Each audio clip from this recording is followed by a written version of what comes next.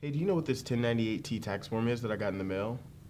Oh, yeah. That form's actually from the IRS, and it's so you can prepare for your federal income tax return each year. How often do they send these? Kent State actually mails them each January. And if you want to go green, you can actually switch and have it sent to you electronically, and then you'll get it 2 weeks earlier. Cool. So what am I supposed to do with the 1098T tax form? You really only need to keep it for your records. It's nice because Kent State actually sends it to the IRS for you, so you only really need it if you plan on filing Form 8863. Hey, how do I get my 1098T electronically? Here, let me show you. So all you do is you log into Flashline, go to your My Account tab, then select the 1098T tax form link. You just select the tax year and select Opt-in. The cool thing is, if you select Opt-in, it allows you to access your 1098T tax information about 2 weeks earlier than if it was mailed to you. If you don't receive your 1098T electronically, then the form will just be mailed to you no later than January 31st each year. So the only reason to receive it electronically is so that I get it sooner? No, there are tons of reasons, such as no chance of it getting lost, delayed, or misplaced since it's online. You will also be able to access prior year's 1098T tax information. Since it is online, you are able to access it 24/7 from your smartphone, tablet, or computer whenever you need it. It is also eco-friendly, since no paper is needed.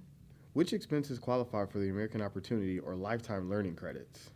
Well, you need to contact the person who does your taxes, but also there's a lot of helpful information on the IRS website.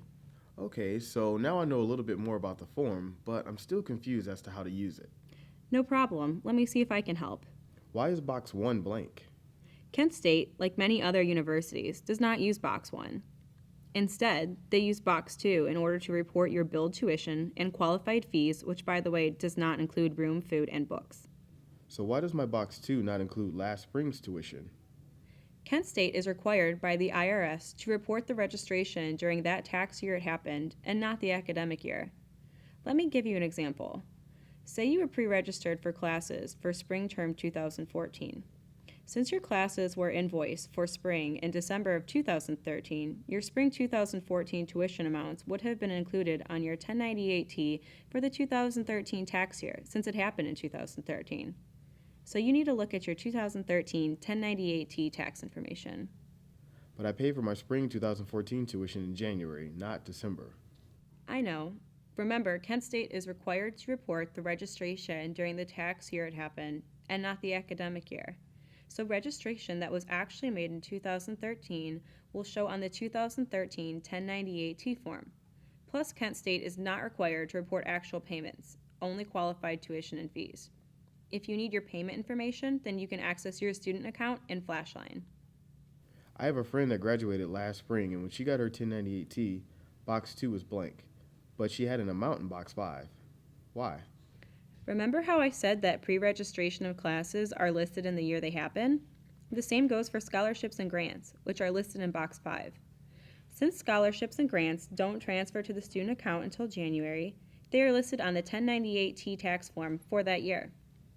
But since her scholarship and grants were transferred to her student account in January, they would be listed on this year's 1098T.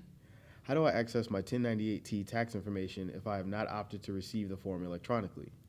You can view and print a copy of your 1098T through Flashline. Keep in mind the information will not be available until the forms are mailed or after January 31st. Just log into Flashline and click the My Account tab. Select the 1098T tax forms, and then just choose the year that's needed. I am happy I was able to answer your questions. You can find more helpful information relating to 1098T tax forms on the IRS website and these following web addresses.